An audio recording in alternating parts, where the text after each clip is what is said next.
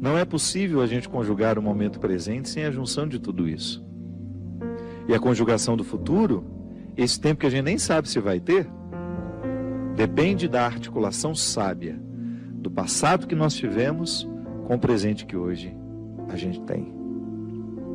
É essa articulação que faz com que a gente tenha condições de dar passos, de caminhar, acreditando sempre que a mão de Deus nos sustenta, mas acreditando do jeito certo. Sempre que eu penso a providência de Deus, eu penso como um favor que nunca deixa de estar presente na minha vida, mas que ao mesmo tempo nunca retira a minha possibilidade de fazer a minha parte. Porque humanamente, minha gente, nós já aprendemos, até a psicologia e a pedagogia nos ensinam, que o bom educador nunca dá ao seu discípulo a lição pronta. Seria um crime contra o discípulo oferecer a ele a lição pronta.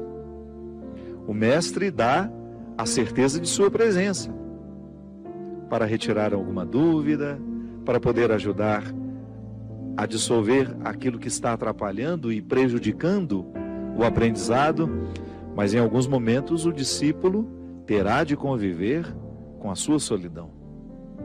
O mestre se cala e se recusa a dar a resposta que nós tanto buscamos. Não é assim na vida?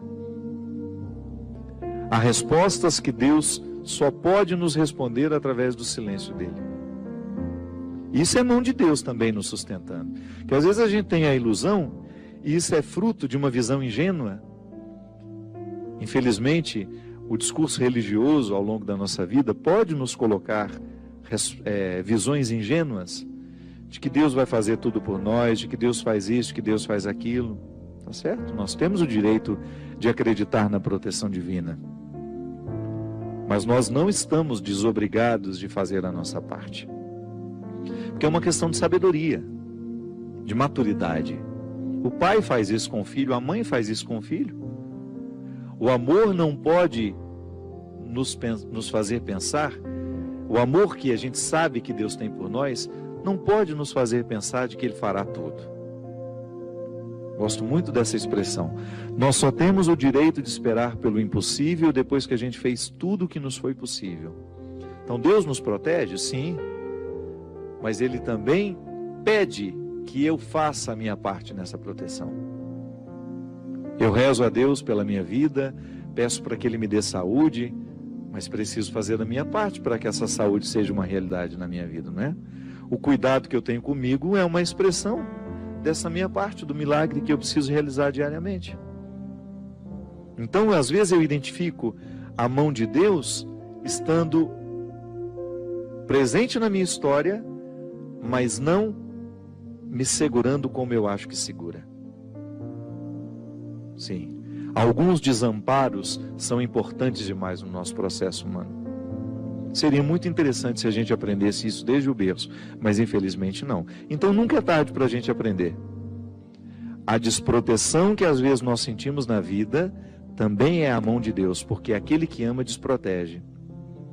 Para que você fique exposto àquilo que você precisa viver e experimentar, sozinho. A presença dele sempre nos olhando, sempre nos orientando, porque isso é muito interessante. Quanto mais a gente cresce, quanto mais a gente amadurece na nossa experiência com Deus, maior é a capacidade que a gente tem de ouvir e compreender a voz dele na nossa história. Então, Deus me protege assim, mesmo quando ele está distante, sabe? Não é que ele fica distante, é que nós nos sentimos por causa das situações da vida. O contexto desfavorece perceber essa presença intensa na nossa vida. Então, aquele momento de desconsolo, ah, meu Deus, parece que eu estou abandonado pelo Senhor. Não é não. Esse desconsolo faz parte dessa proteção dele na nossa vida. Porque quem ama sabe muito bem que o amor também precisa passar pela dura experiência da desproteção. Porque excesso de amor desprotege. Não é assim que funciona? Quando uma pessoa é excessivamente protegida, no fundo, no contrário de tudo isso, existe uma desproteção, porque aquela pessoa não consegue amadurecer. Então ela vai ser eternamente ingênua. vai ficar eternamente acreditando que ela está dentro de um conto de fadas. E a vida não é um conto de fadas. Então, acreditar na proteção de Deus não nos dá o direito de pensar que Deus fará tudo por nós, que caminhará por nós. Não. Ele vai estar sempre nos fortalecendo à frente dessas batalhas que nós precisamos enfrentar, mas nós estaremos na responsabilidade de realizar a parte que nos cabe. Foi assim com Moisés. Essa música cita Moisés, né? Foi essa mão que ajudou Moisés a dividir o mar em dois. Há nessa passagem uma riqueza muito grande que está em Êxodo. Quando Moisés está apavorado, porque ele retirou o povo do Egito e saiu na direção dessa terra protegida.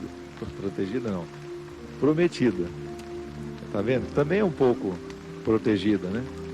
A terra prometida seria alcançada, uma promessa que Deus fez a Moisés, desde que ele se encorajasse a retirar aquele povo da escravidão e atravessasse as dificuldades do deserto. Veja que quem já teve a oportunidade de ir a Israel sabe muito bem o que é o deserto.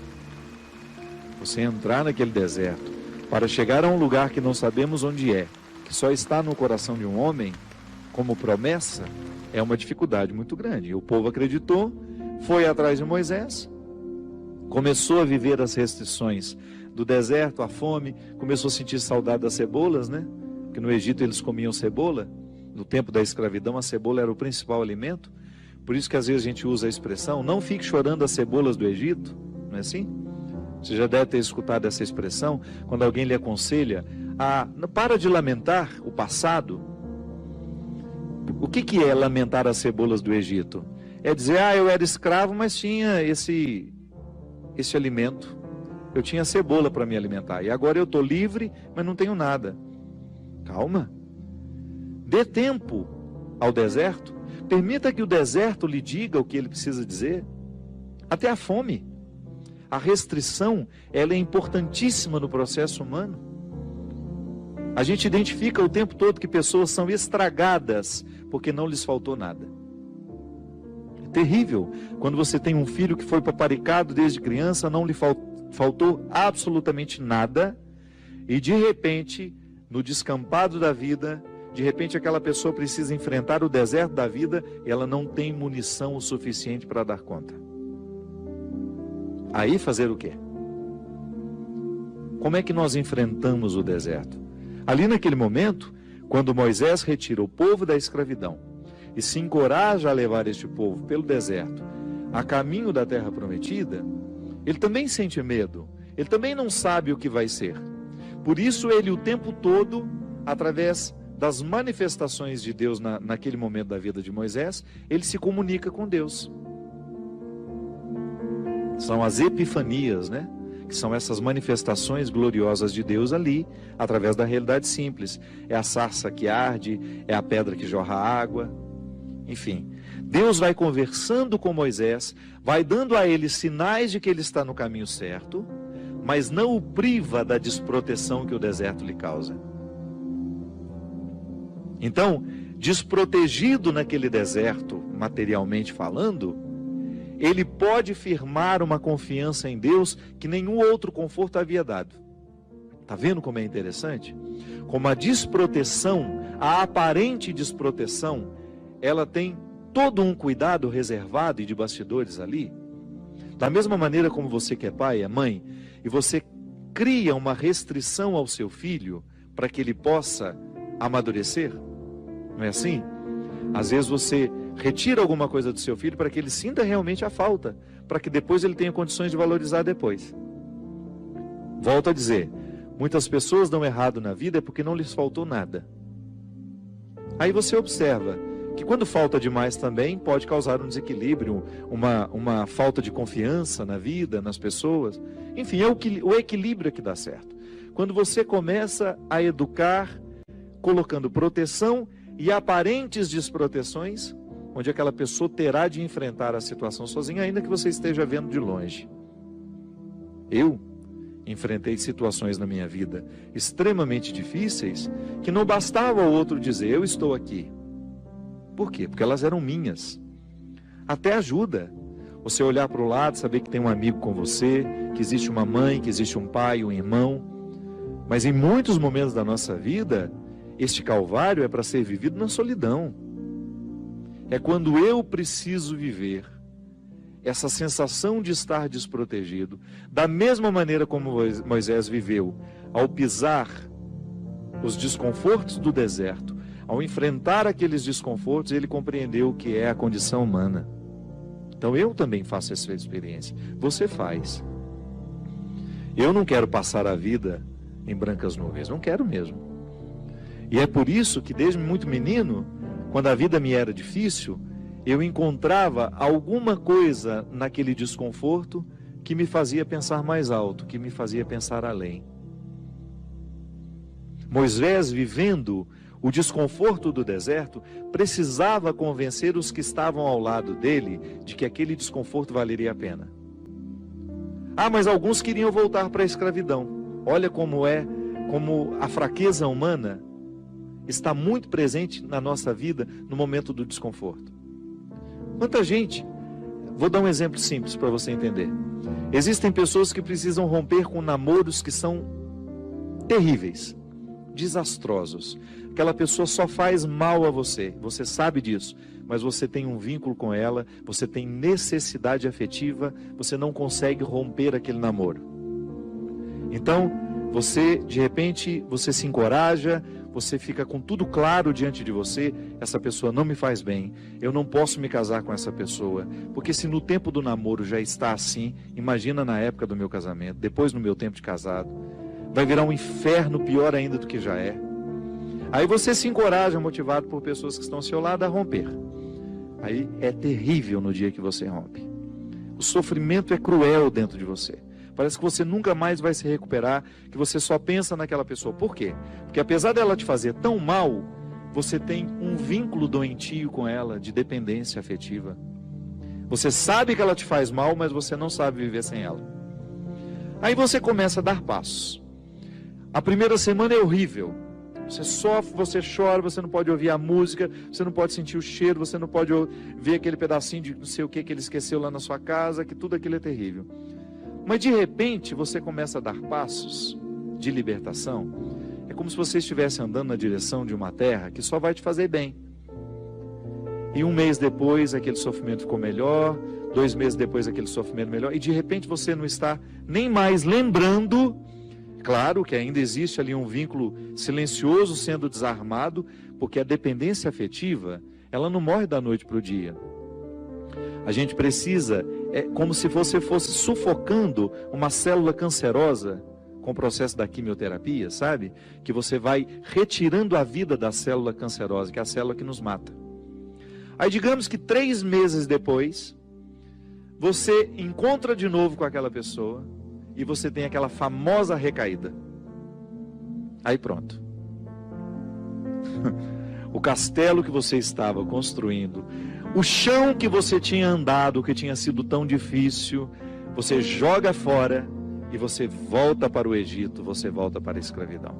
Você faz o mesmo que os companheiros de Moisés queriam fazer, voltar a comer a cebola, voltar a comer o alimento podre, estragado. Aí você reata aquele relacionamento, porque ele é doentio e você não cuidou da devida distância que você deveria manter. Porque quando você tem essa dependência afetiva, você tem que estabelecer a distância, porque senão você não se cura. Você tem que parar de querer saber da vida daquela pessoa, porque senão você não se cura. Você precisa parar de ficar fuçando o Facebook dela, porque senão você não se cura. Você precisa parar de ficar investigando a vida. Onde que ela foi? O que ela está? Você tem que cessar todos os pontos que podem lhe fazer querer voltar para o Egito. Porque senão você nunca vai se libertar. Aí 3 meses depois você está bela e formosa já, matando a célula cancerígena, você vai dar mais uns beijos na boca, volta àquela dependência horrorosa e o inferno retorna na sua vida. Na sua primeira semana é até bom que está tudo voltando. Daqui a pouco, minha filha, você está no inferno pior do que você estava 3 meses atrás. É assim. Quando a gente não sabe viver o desconforto que nos edifica, a gente se boicota o tempo todo. É como parar de beber, é como parar de fumar. Você fica sem fumar 1 ano e você comemora porque você parou de jogar aquela toxina cancerígena no seu organismo, e de repente você vai lá e acende um cigarro de bobeira e aquele vício volta como se fosse um monstro capaz de te comer inteiro. Pronto. Todo aquele sacrifício que você fez dos primeiros dias sem fumar vão para o saco. Por quê? Todo aquele sacrifício vai para o saco. Por quê? Porque você não foi capaz de viver o desconforto de renunciar. Minha gente, é impressionante como essa mão de Deus nos auxilia assim, nos fazendo conscientes do que nós precisamos romper na nossa vida. São situações que a gente precisa estabelecer limites para elas, porque senão a gente não vai ser curado nunca. A gente vai ficar eternamente doente na fila dos necessitados, chorando e mendigando um pãozinho de bondade do outro, um pãozinho de afeto do outro. Pelo amor de Deus, nós não fomos feitos para isso. Nós não fomos feitos para ficar arrastando dependentes afetivamente dos outros. A gente foi feito para amar. E o amor só tem sentido na nossa vida se for para nos edificar, se for para nos ajudar a atravessar o desconforto do deserto. Caso contrário, ele não faz sentido. Esse pseudo-amor, esse falso amor que às vezes a gente diz sentir um pelo outro, que não nos ajuda nos desconfortos do deserto. Eu preciso viver os meus desertos, você precisa viver os seus. E os verdadeiros amigos são aqueles que reconhecem os desertos que o outro precisa passar e fala: isso mesmo, vamos passar por esse deserto porque você precisa dele.